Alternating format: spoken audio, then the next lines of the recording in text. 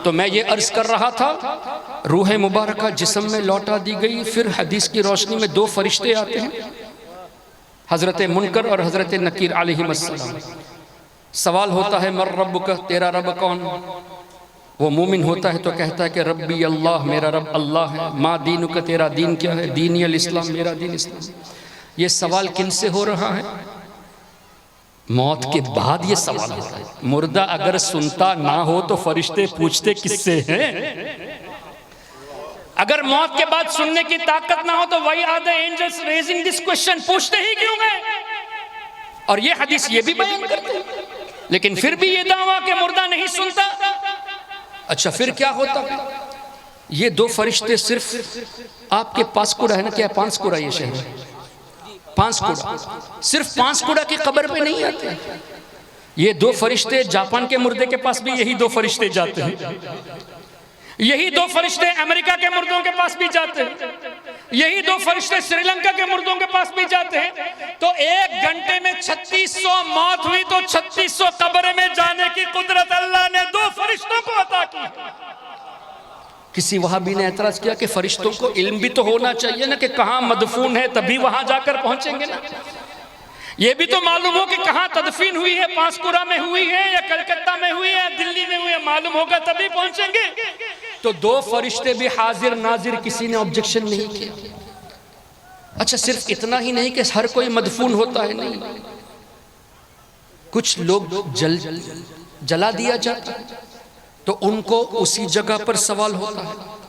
कुछ लोग जानवर के ग़िज़ा बन जाते हैं तो सवाल वही जानवर के पेट में होता है। कुछ लोगों को मछली खा जाती है तो मछली के पेट में सवाल होता है। जहां कहीं भी हो, इंसान के बदन के अंदर एक ऐसी चीज है जिसको अजबुज़्ज़ंब कहते हैं, वो कभी फना नहीं होती। उसके जरिए छोटा सा पार्ट होता है, बहुत मामूली, उसके जरिए अल्लाह बरोज़े क़यामत जिस्म को दोबारा पैदा फरमाएगा। पूरा जिस्म दोबारा तैयार होगा तो वो खत्म नहीं होता। सवाल जहां भी मुर्दा होगा वहां पर सवाल किया जाएगा। मेरा बताने का मकसद ये है कि ये फरिश्ते अंबिया के खादिम, तो दो फरिश्तों का हर कब्र में पहुंचने पर किसी ने एतराज नहीं किया। हमने कहा कि तीसरे सवाल में मा कुंत तकुल फी हक़्क़ि हाज़र रजुल, ऐ शख्स ये बता के इनके बारे में तू दुनिया में क्या कहता था। ज़ालिकर रजुल का लफ्ज हो तो बता दीजिए हुजूर, हदीस में बुखारी शरीफ में हाज़र रजुल का लफ्ज इनके बारे में। तो इनके बारे में कहना इशारा इस बात की दलालत करता है कि हुजूर बनफ्से नफीस मौजूद होंगे। तो हर कब्र में नबी पाक सल्लल्लाहु अलैहि वसल्लम मौजूद होंगे। लेकिन इस बात को लेके ये कहते कि दिस इज नॉट पॉसिबल, ये कैसे हो सकता है कि हुजूर अलैहिस्सलाम हर कब्र में हाजिर हो, ये कैसे मुमकिन है। अच्छा हम पूछते तो क्या होता है, तो वो जवाब देते हैं असल में होता ये है कि पांसकुड़ा में जिसका इंतकाल हुआ वहाँ की मैयत के पर्दे आँखों से उठा दिए जाते हैं और इससे फरिश्ते कहेंगे वो जो देखो वहाँ आराम कर रहे हैं उनके बारे में क्या कहते हैं। यानी ये साबित करना चाहते हैं हुजूर नहीं आते, ये वो देखता है। यहाँ वाला हुजूर को मदीने शरीफ में देखता है। पहली बात तो ये कि हदीस के जाहिर अल्फाज के खिलाफ है, हाज़र रजुल के खिलाफ हो गया अगर वो कहेंगे तो। दूसरी बात यह है कि ए बेवकूफ़, वाकई में हुजूर खतीब मशरिक़ अल्लामा मुश्ताक़ अहमद निज़ामी रहमतुल्लाहि अलैहि ने सही फरमाया, देवबंदी बोलता है मगर समझता नहीं। क्या समझता नहीं? बोलता यह है कि यहाँ का मुर्दा मदीने को देख रहा है, लेकिन इस बात को समझने से कासिर के खुद दावा करता है कि मुर्दे की आंखों में इतनी ताकत है कि पांसकुड़ा वाला मदीना देख सकता है। आम मुसलमान के अंदर ये ताकत है कि ये यहाँ बैठकर मदीना देख सकता है, इसका इनकार नहीं, लेकिन हुजूर का आना इसके मुनकिर हो, ये कहाँ का इंसाफ है। अल्लाह अकबर। आम मुसलमान मदीना यहाँ से देख सके, जबकि कितनी सारी जमीन है। क्या कलकत्ता से सीधा मदीना डायरेक्ट है? कितने शहर को पास करना पड़ेगा, कितने मुल्कों को तय करना पड़ेगा। बीच में समंदर भी है तो समंदर भी बैरियर नहीं बना, जमीन भी पर्दा नहीं बने, कुछ भी नहीं, मुर्दा यहां से डायरेक्ट देख सके। इतनी आम मुर्दे की आंखों की ताकत को मानते हो, लेकिन हुजूर का आना, जबकि हुजूर ने फरमा दिया अंबिया अपनी कब्रों में हयात हैं, इसके बाद भी नहीं मानते कि अल्लाह ने हुजूर को ये कुदरत दी है। ये कौन सा इंसाफ है? क्यों ऐसी बातें करते हैं? हम कुरान और हदीस वाले हैं, जबकि सराहतन कुरान और हदीस के खिलाफ ही बोलते हैं। फिर नबी पाक सल्लल्लाहु ताला अलैहि वसल्लम के ताल्लुक से जब वो जवाब दे देगा, हुवा मुहम्मदुर रसूलुल्लाह, ये तो अल्लाह के रसूल है जिनका मैं कलमा पढ़ता था, जिन पर मैं दरूद व सलाम पढ़ता था, तो फरिश्ते बताएंगे कि हम जानते थे कि तुम यही जवाब दोगे। ये भी हदीस में मौजूद है, हम जानते थे कि तुम यही जवाब दोगे। यानी फरिश्तों को भी इल्मे गैब है कि ये बंदा सवाल पूछने से पहले बता रहे कि हम जानते थे कि तुम यही जवाब दोगे। तो इन फरिश्तों को भी अल्लाह ने गैब का इल्म अता फरमाया कि जवाब क्या देने वाला है। फिर नबी पाक सल्लल्लाहु अलैहि वसल्लम जब कब्र में तशरीफ फरमा होंगे तो रोशनी कितनी होगी, ये आला हजरत ही से पूछे। इसलिए कि हुजूर अलैहिस्सलातु वस्सलाम का तशरीफ लाना किसी की कब्र में ये मामूली बात नहीं। हुजूर सरापा नूर, तो उनके नूर के तवस्सुल से कब्र ऐसी जगमगाएगी कि आला हजरत फरमाते हैं कब्र में लहराएंगे एक दिन ताहश्र चश्मे नूर के। एक दिन की बात नहीं, एक साल की बात नहीं है, 100 साल की बात नहीं है, बल्कि ताहश्र जब सरकार अलैहिस्सलाम की जलवागरी होगी तो हुजूर की बरकत से क़यामत तक खाली थोड़ा सा नूर नहीं बल्कि नूर के चश्मे लहराएंगे।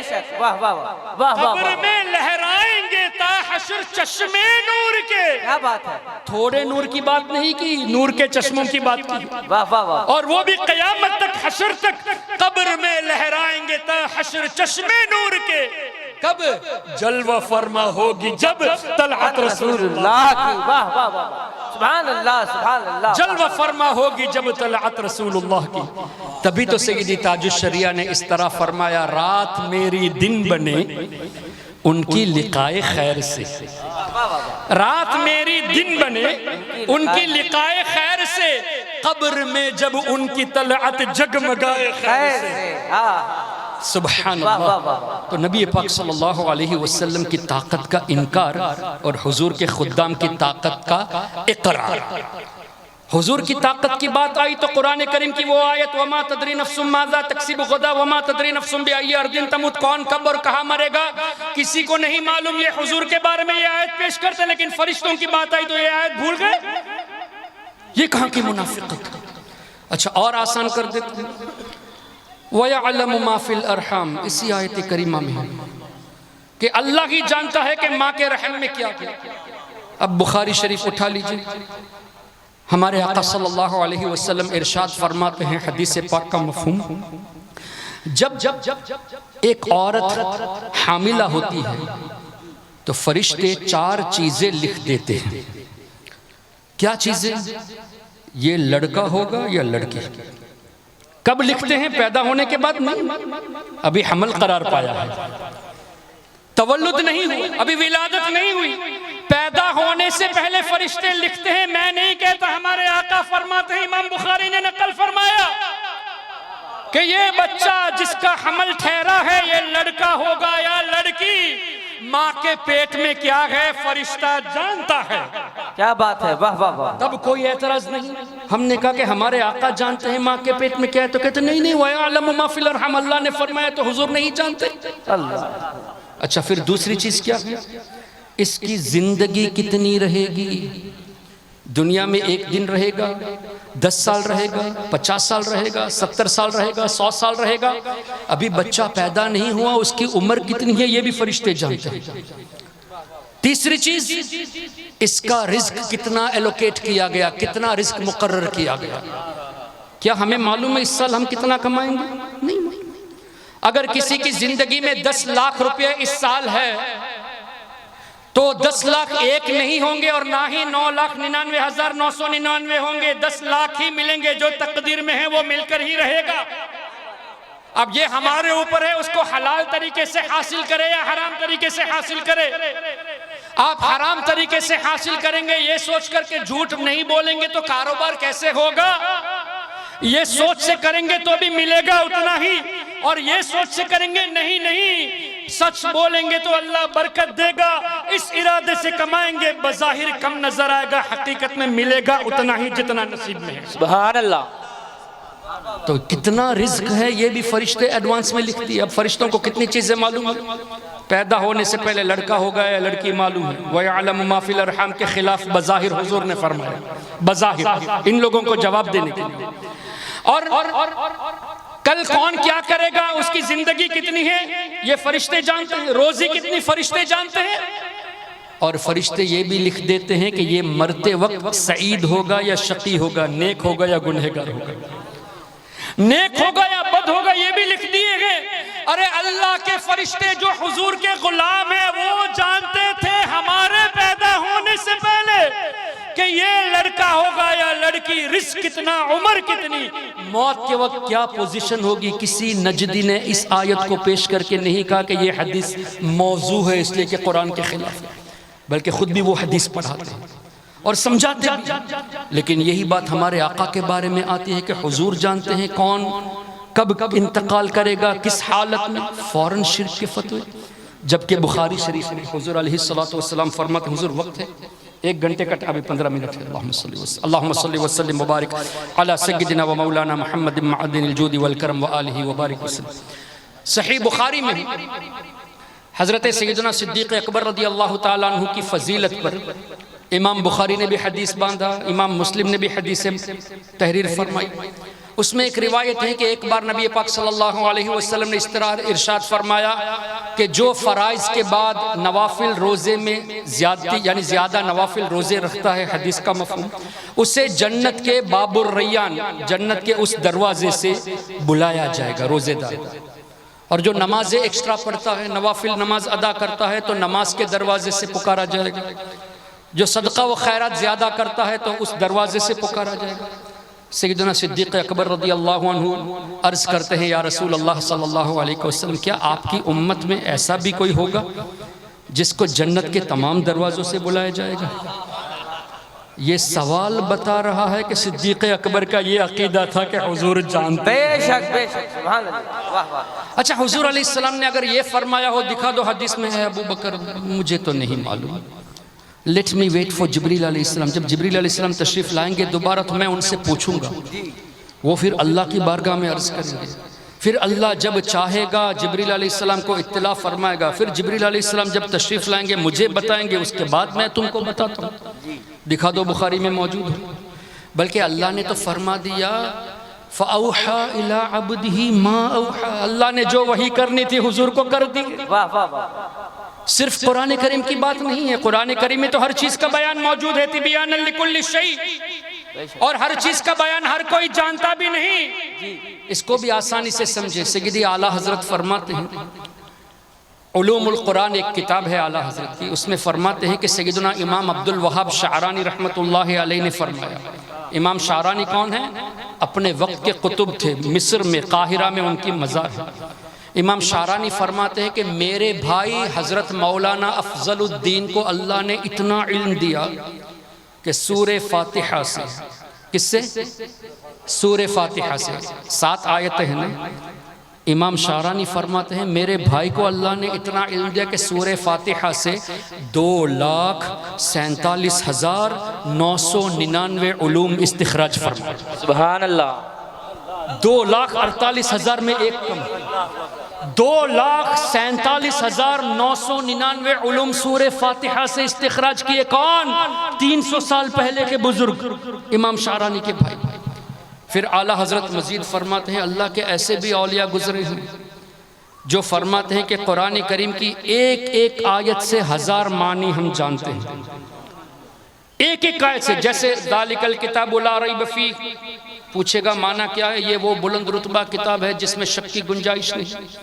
लेकिन वो औलिया फरमाते हैं इस आयत से 1000 माने हम जानते हैं, हर आयत से 1000 माने, और जो हम नहीं जानते वो 1000 से भी ज़्यादा। यानी अपने आजिज़ी का भी इकरार कर दिया, ला इल्मी का भी इकरार कर दिया कि हम पूरा कुरान नहीं जानते, हम 1000 माने ही जानते, जितना जो नहीं जानते वो इससे भी ज्यादा। फिर मजीद आला हजरत फरमाते कुछ औलिया ऐसे, यहाँ तो एक आयत में 1000 माने की बात है, कुरान के एक एक हर्फ में अलिफ बा ता सा, एक एक हर्फ में हम 4000 माने जानते हैं। हर हर्फ से 4-4 हजार माने जानते हैं। और मजीद ताज्जुब की बात ये, अल्लाह ने कैसा नवाजा। फरमाते हैं कि कुछ औलिया जो ये फरमाए कि एक एक हर्फ से 4000 माने जानते हैं, अलिफ में जो 4000 माने हमने जाना, बे के माने उससे मुख्तलिफ है। सुभान अल्लाह, कितनी बड़ी बात हो गई। इस तरह ये औलिया किराम की शान है। तो सहाबा किराम जिनको हुजूर ने खुद कुरान सिखाया, हजरत फारूक आजम को करीब 12 साल लगे सूरह बकरा की तफसीर हुजूर से पढ़ने लगे, 12 साल तक। तो हजरत मौला अली मुश्किल कुशा के ताल्लुक से रिवायतों में आया ना, अगर मैं चाहूं, इख्तियार तो देखे, अगर मैं चाहूं तो सूरह फातिहा की तफसीर से 70 ऊंट किताबों से भर दूं। और एक रिवायत के मुताबिक गालिबन बिस्मिल्लाह की बे की तफसीर से 70 ऊंट को मैं भर दूं। सुभान अल्लाह। अच्छा मुझे बताइए, एक ऊंट अगर 100 किताबें उठा ले अंडरस्टैंडिंग, और एक किताब में 1000 सफ़हात मान लो, तो एक ऊंट 100 किताबें इंटू 1000, 1 लाख सफ़हात हुए। 70 ऊंट 70 लाख सफ़हात। तो मौला अली का इख्तियार देखे, मैं चाहूं तो 70 लाख सफ़हात लिख दूं सूरह फातिहा की तफसीर से, क्या इल्म होगा। फिर आला हजरत फरमाते हैं सैयदना उस्मान गनी के ताल्लुक से भी रिवायत मौजूद, और आगे फरमाते हैं सैयदना उमर इब्न खत्ताब रदियल्लाहु अन्हु की शान ये कि गालिबन हजरत अब्दुल्ला इब्न उमर या अब्दुल्ला इब्न मसूद फरमाते हैं कि रूए ज़मीन के जितने लोग हैं उनका इल्म तराजू के एक तरफ रखा जाए। इसमें अंबिया किराम का और सैयदना सिद्दीक़ अकबर का इस्तिस्ना। रूए ज़मीन में जितने लोग हैं सबका इल्म तराजू के एक तरफ रखा जाए और फारूक आजम का इल्म दूसरी तरफ रखा जाए, सब पर इनका इल्म भारी होगा। सुभान अल्लाह। क्या पता चला, जितने मुजतहिदीन गुजरे, जितने मुफस्सिरीन गुजरे, जितने मुहद्दिसीन गुजरे, जितने साइंटिस्ट गुजरे, मैथमेटिशियन, एस्ट्रोनॉमिस्ट, इकोनॉमिस्ट, सबको इकट्ठा कर लो, सबका इल्म एक तरफ रखो, फारूक आजम की बराबरी नहीं हो सकती। और वो फारूक आजम फरमाते हैं, काश, वो फारूक आजम फरमाते हैं, काश मैं अबू बकर के सीने का एक बाल होता। सुभान अल्लाह, क्या बात है, क्या अदब है। काश मैं अबू बकर के सीने का एक बाल होता। यानी वो भी एतराफ करते हैं कि मेरा इल्म अल्लाह ने दिया तो है, लेकिन सिद्दीक़ अकबर के मुकाबले में मैं नहीं। तभी तो फरमाया, मेरी ये ख्वाहिश है कि सिद्दीक़ अकबर मेरी तमाम जिंदगी की नेकियां ले ले और एक नेकी गारे सौर वाली मुझे दे दे। सुभान अल्लाह, क्या बात है, वाह, क्या बात है, सुभान अल्लाह। तो फारूक आजम की सारी जिंदगी की नेकियां जो आसमान के तारों के बराबर है, वो सिद्दीक़ अकबर की एक नेकी के बदले में देने के लिए तैयार है। वो कौन सी नेकी? सरकार अलैहिस्सलातु वस्सलाम की रिफाकत गारे सौर में। नारे तकबीर, नारे रिसालत, या रसूल अल्लाह, मसलके आला हजरत जिंदाबाद, फैजाने हुजूर मुजाहिदे मिल्लत जिंदाबाद, वाह वाह वाह, सुभान अल्लाह। गारे सौर वाली नेकी इतनी अजीम, कितनी अजीम। फारूक आजम ने फरमा दिया, आला हजरत ने तशरीफ भी फरमा दी। क्या तशरीफ फरमाई आला हजरत ने, सुभान अल्लाह। फारूक आजम ने तो अपने जबान से इकरार कर दिया कि सारी जिंदगी की नेकियां ले ले और वो नेकी दे दे। यानी फारूक आजम उस नेकी की अहमियत समझते हैं। तो आला हजरत ने सैयदना सिद्दीक़ अकबर और मौला अली मुश्किल कुशा के अमल को लेकर फरमाया, क्या है वो, हाँ तूने उन्हें जान इन्हें फेर दी नमाज। क्या है वो, सिद्दीक बल के गार में जान उन पे दे चुके और हिफ्ज़े जान तो जान फुरूज़े गुरर की है। मौला अली ने वारी तेरी नींद पर नमाज, और वो भी असर सबसे जो आला खतर की है। हाँ तूने इन्हें जान, सिद्दीक अकबर को आपने जान तो बख्श दी, सांप का जहर निकाल दिया ना, उन्हें फेर दी नमाज। अच्छा, फेर दी नमाज पर भी एक वाकया याद आ गया। सरकार अलैहिस्सलातु वस्सलाम से जब कुफ्फार ने मुतालबा किया था चांद के ताल्लुक से, यानी मौजज़ा के ताल्लुक से, तो हुजूर अलैहिस्सलातु वस्सलाम ने इशारा फरमा दिया, चांद दो टुकड़े हो गया। कुफ्फार ने देखा भी, तहकीक भी की कि हाँ चांद दो तरफ, पहाड़ों के दो तरफ नजर आया। लेकिन बताना यहाँ यह है कि आला हजरत के अशआर को देखे और हदीस पर गौर करें। आला हजरत फरमाते हैं सूरज उल्टे पांव डूबा हुआ सूरज सरकार अलैहिस्सलाम ने मौला अली की असर के लिए वापस करा दिया। अच्छा, मैं आपको अगर बुलाऊं, कोई शख्स उस तरफ जा रहा हो, जैसे मोहम्मद यूसुफ जा रहा है, मैं कहता हूं मोहम्मद यूसुफ, तो वो पहले खड़ा होगा, फिर घूमेगा, कौन बुला रहा है, उसके बाद आएगा। थोड़ी ताखिर हुई ना, चाहे 2 सेकंड की, थोड़ी ताखिर तो हुई ना। लेकिन सूरज ने इस तरह नहीं किया कि डूबा तो सोचे कि कौन बुला रहा है, थोड़ा रुक के सोचे मैं कैसे वापस जाऊं, नहीं, उल्टे पांव जैसे गया वैसे वापस आ गया। क्यों? वमा अरसलना मिर रसूलिन इल्ला लियुताअ बिइज़्निल्लाह, अल्लाह ने फरमाया हमने रसूल भेजा ही इसलिए कि उनकी इताअत की जाए। तो हमारे नबी चांद के भी रसूल, सूरज के भी रसूल, सूरज पर भी इत्तिबा फर्ज है, चांद पर भी इत्तिबा फर्ज है। तो सूरज उल्टे पांव पलटे, चांद बोलने से हो चाक लिखा, इशारे से हो चाक। अच्छा, मैं ये कहूं कि फलां साहब मुझे देख रहे हैं, इधर आइए, अगर वो मुझे देख रहे हो तो मेरे इशारे को समझेंगे। अगर वो दूसरी तरफ मुखातब हो तो मेरे इशारे को देख तो नहीं सकेंगे ना। इशारा समझने के लिए ही हैज टू सी मी, उनको चाहिए कि मुझे देखता रहे, तभी तो इशारा है। तो चांद इशारे से हो चाक, यानी चांद हुजूर की तरफ ही मुतवज्जे था। या रसूल अल्लाह, कब आपका हुक्म आ जाए। चांद इशारे से हो चाक, चांद हुजूर ही की जियारत करता रहा, जैसे ही इशारा फरमाया चांद 2 टुकड़े हो गया, सूरज उल्टे पांव पलटे, चांद इशारे से हो चाक, अंधे नजदी देख ले कुदरत रसूलुल्लाह, अंधे नजदी देख ले कुदरत रसूलुल्लाह की। तो मैं ये अर्ज कर रहा था सैयदना सिद्दीक़ अकबर रज़ियल्लाहु अन्हु की वो नेकी, हाँ तूने इन्हें जान, उन्हें फेर दी नमाज पर, वो तो कर चुके थे जो करनी बशर की, जो उनकी ड्यूटी थी वो तो उन्होंने कर ही दी। साबित हुआ कि जुमला फराइज फुरूज़ है, ये नमाज फर्ज है, जान बचाना फर्ज है, लेकिन कब?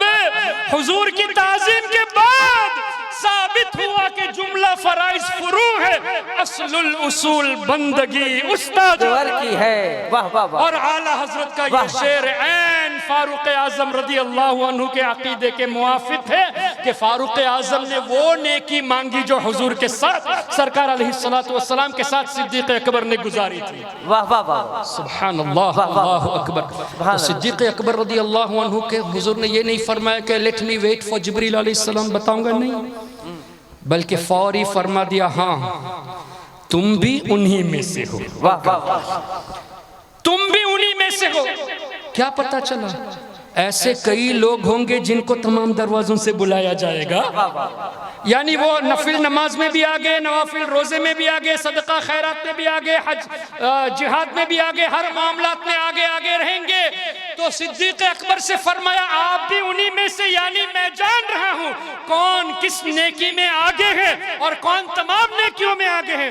जाहिर है ईमान की हालत में दुनिया से जाएंगे तभी तो जन्नत से दावत आएगी, जन्नत के दरवाजे से आवाज कब आएगी? जब ईमान की हालत में रहेंगे। तो पता ये चला कि हुजूर सब के अहवाल से बाखबर हैं, लेकिन इस पर फौरन एतराज।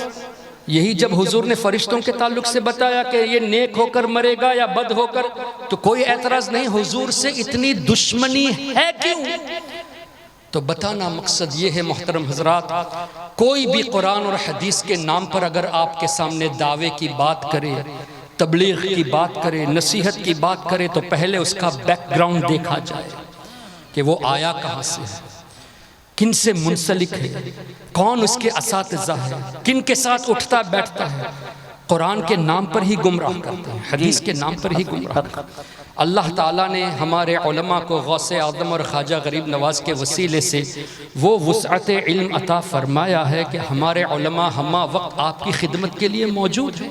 बेशक बेशक। आपके लिए ज़रूरी है कि फौरी तौर पे अगले हफ्ते का भी इंतज़ार मत करें, फौरी तौर पे ये नीयत कर ले कि हम इन उलमा से आके गुजारिश करेंगे कि हुजूर कम से कम बहार शरीयत का पहला हिस्सा जो अक़ीदे पर मबनी वो हमको पढ़ा दीजिए। वाह वाह वाह। 1 घंटा लगेगा, आसानी से अगर समझेंगे एक बाब के लिए 1 घंटा लगेगा। 12-13 अबवाब है बहार शरीयत के पहले हिस्से में, यानी 12 हफ्ते, 3 महीने में, हफ्ते में 1 घंटा देकर 3 महीने में आप अपने अकीदे को मजबूत कर सकते हैं। माशाअल्लाह सुभान अल्लाह। उसके बाद इन उलमा को छोड़ना भी नहीं, इनसे कहना हुजूर आपने हम पर मेहरबानी तो की है कि 3 महीने में हमको अकायद मजबूत करा दिए, लेकिन अब नजदियों के जदीद एतराज़ भी हमको बताए और जवाब कैसे दिया जाए वो भी हमको सिखाए। वाह वाह वाह। देवबंदियों के एतराज़ भी हमको बताइए और उसका जवाब भी सिखाए। कादियानियों के एतराज़, शियों के एतराज़ वो भी बताए, जवाब भी सिखाए। इसलिए कि अगर कल कोई आपसे मुलाकात करेगा जो वहाबी ख्यालात का होगा और आयत और हदीस को पेश करके कहेगा, तो आपके अंदर ये सलाहियत होनी चाहिए कि आप उसका मुंह तोड़ जवाब दे सके। कब होगा? जब सीखेंगे। अच्छा, जवाब देने की सलाहियत उस वक्त ना भी हो तो कम से कम इतना तो होगा, नहीं नहीं हमने हमारे उलमा से ये सीखा है, ये गलत बता रहा है, आयत का मफहूम ने ये नहीं बल्कि ये है, हदीस का मफहूम ये नहीं बल्कि ये है। तो इतनी ताकत आपके अंदर होनी चाहिए कि आप खुद भी अपने ईमान को बचा सके, अपनी औलाद के ईमान को भी बचा सके, और ईमान को इतना मजबूत किया जाए, इतना मजबूत किया जाए जैसे सय्यदी आला हजरत ने फरमाया। क्या अकीदा सिखाते हैं आला हजरत? या रसूल अल्लाह, तूने इस्लाम दिया, तूने जमात ले लिया।